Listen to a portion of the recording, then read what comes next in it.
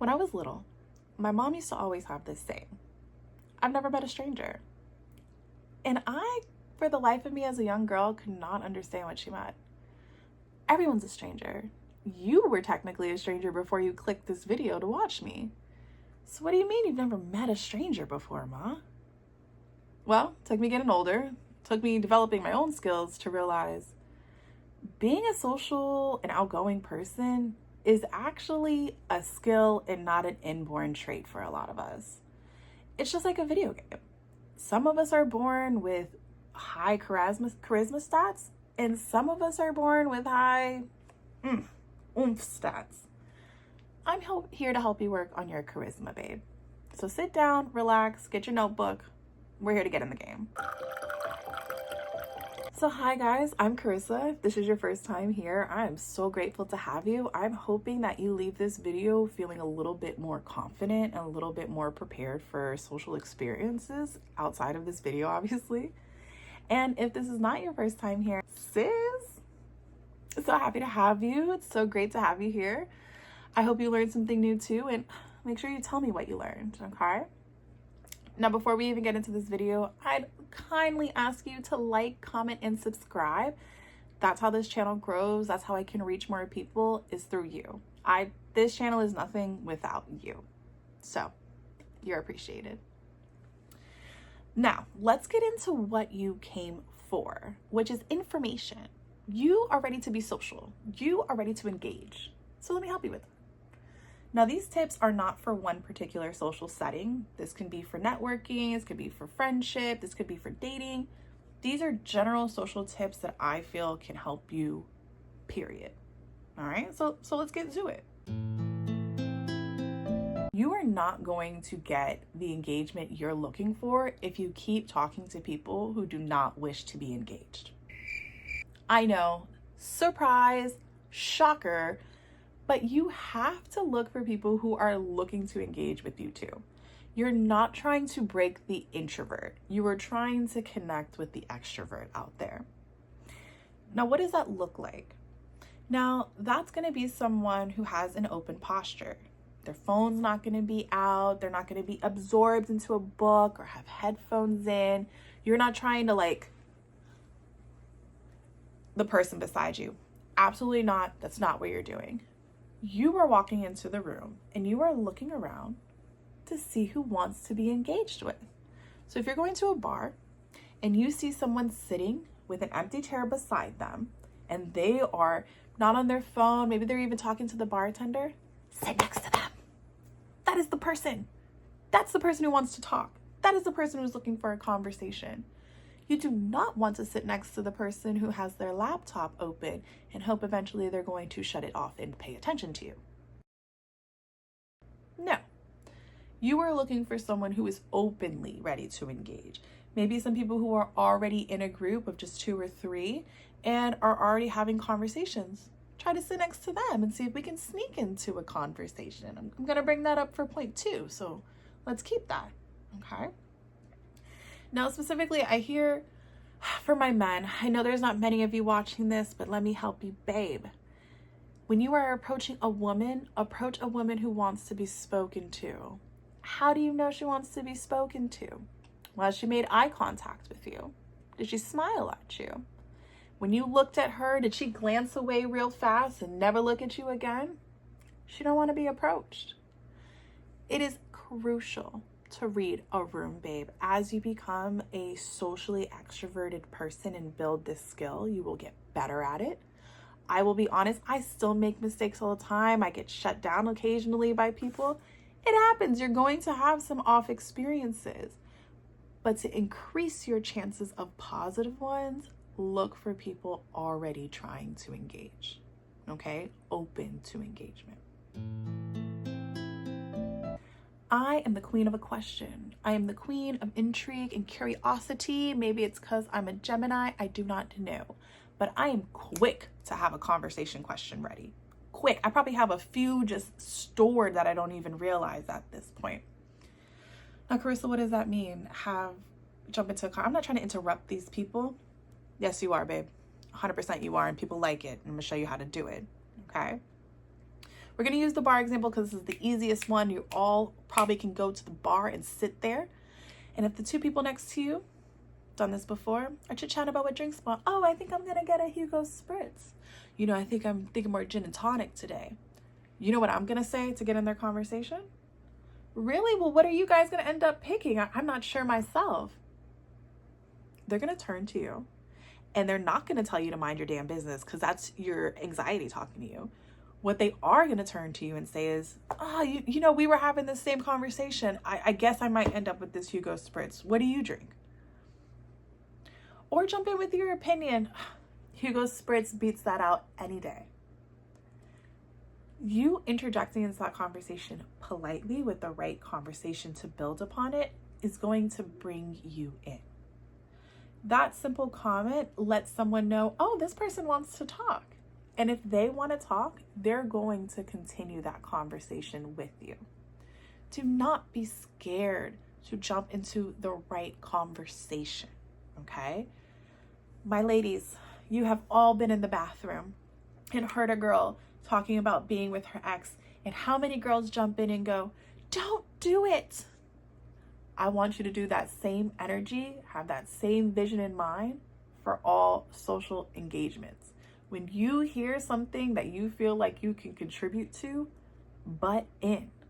I have literally turned to someone and say, I'm sorry, I don't mean to be in your business, but this sounds so interesting. Girl, I have jumped into gossip this way. Girl, I don't mean to be in your business, but I think you're right. She shouldn't have done that. And you will be surprised how many people turn to you and go, yes, queen, could you believe he did X, Y, Z? Now you got a new best friend. Now y'all bonding about men. Biggest thing to do is try. You are going to get shut down sometimes. Sometimes that person may not want to talk to you and keep it an A-B conversation. That's fine. You're going to see yourself right out into another conversation. But the only thing you can do is try. Interject politely. Excuse me. Oh, I think this. Oh, what a great idea. And you'll be surprised what conversations you will lead yourself into. Now, this ties in a little bit to number 2, but this is a general thing I push people to do. Do not go into conversations looking to talk about yourself. No. When you are looking to make friends, when you are looking to make alliances, when you are looking to get into a relationship, your job is to get to know more about the person in front of you, not to give them more information about you. Now, I know I hear a lot of people talk about, oh, it's has to be reciprocal. They got to give you energy and get energy, and we have to be in this You're just meeting this person. Get to know them before you start spilling your own dark secrets out. Ask questions that are follow-up questions too. Studies have shown that people do appreciate questions, but what they appreciate even more is in-depth follow-up questions. For example, oh, where did you get your outfit from? Oh, I got it from Ross. It was a deal. I got it for sale. Oh, really? Do you shop at Ross often? I really prefer TJ Maxx. That person then is going to continue this conversation because it's about them, something they feel confident about, something they like. I want you to continue asking questions. So, do you like fashion, or you just put this outfit together so well, or is it just something like you just threw it together? So you're talking to your boss and you're trying to, build that relationship with them a little bit more. Ask them about their family. Oh, how has your family been? Oh, well, this summer we went on vacation. Where did you go on vacation? I'm looking for some new ideas. Oh, we went X, Y, and Z. Well, what was your favorite part? You see how these questions are engaging, allow the person to talk about themselves, and they truly feel more connected than just a simple, well, how was your day? Something they can routinely answer by saying, fine. By putting effort into the conversation, they are also putting effort into you. And they start to feel an actual genuine connection being built because they perceive that you genuinely care. Okay? Now, these questions need to center around the person. You are not looking to ask questions that you are hoping to get responses to. For example, if you're on a date and you're trying to connect with that person, don't ask because you're hoping they're going to ask you back so you can tell your own story. Nope. You are here to learn about them. This is their interview, babe. Okay? Ask all the questions you can, get as much information as you can to build that connection and see if you want to build it with them more. Not the other way around. You are choosing. And that's a true gift of being an extrovert, is you get to pick who is in your circle instead of feeling like you're the one getting picked or you're the one getting interviewed. We're learning something here together. Let me say it now so you don't leave it in my comments in 3 weeks when you try some of this and something goes horribly wrong.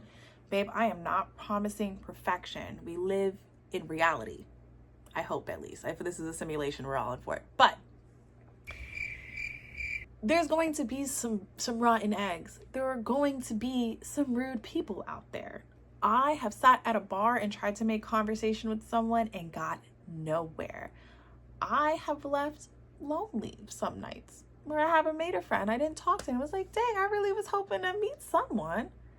It's okay, because there is a tomorrow.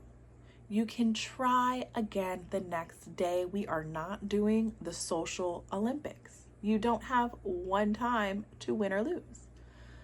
Being an extrovert is a continuous skill that you're going to build.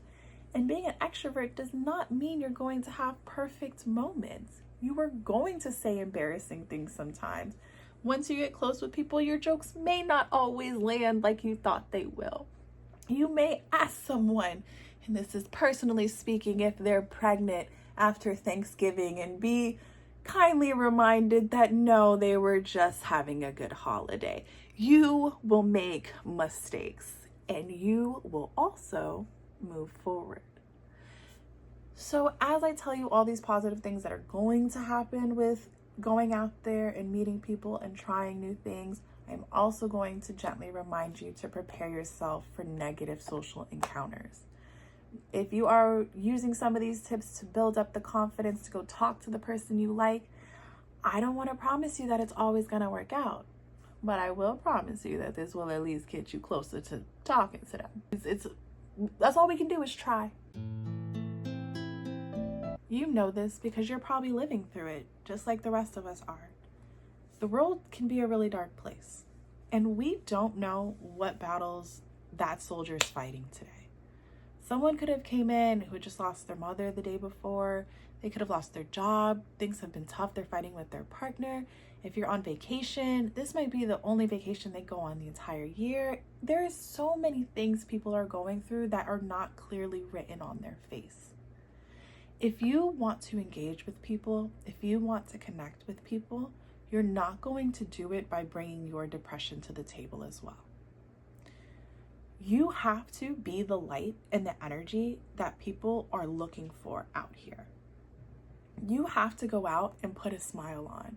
You need to smile at people and you need to say hello. No, you may live somewhere where it's like, oh, that's so uncomfortable to say hello to someone.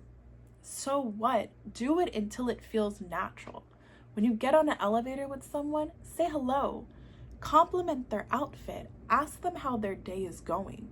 I want you to bring the sun with you. If you want to engage with the world around you, you are going to catch, as they say, more flies with honey than vinegar. So be that light.